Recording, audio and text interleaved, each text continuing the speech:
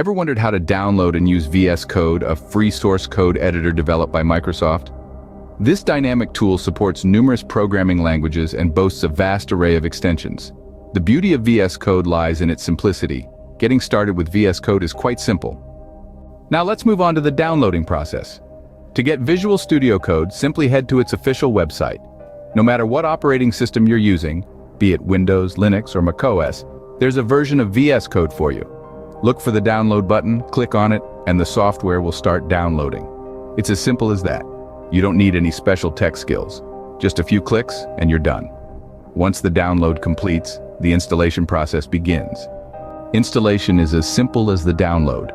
Once the download is complete, run the installer. You'll be greeted by an installation wizard. Click Next to proceed. You'll encounter a few options, such as the choice to add VS Code to your path. This is recommended as it makes launching the program from the command line a breeze. Follow the wizard's prompts until installation is complete. Rest assured, the defaults are typically the best options for most users. After the installation, you can open VS Code and start exploring.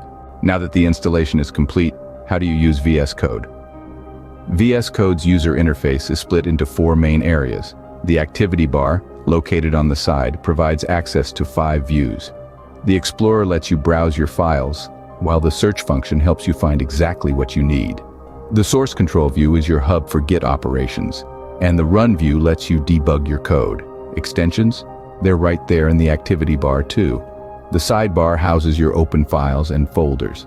The editor area, the heart of VS Code, is where you'll write your code, and the status bar, at the bottom, provides important information at a glance.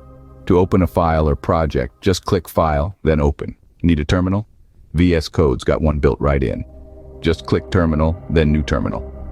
With these steps, you are now ready to start coding with VS Code. So, to summarize the process, we've gone through the steps of downloading and installing VS Code.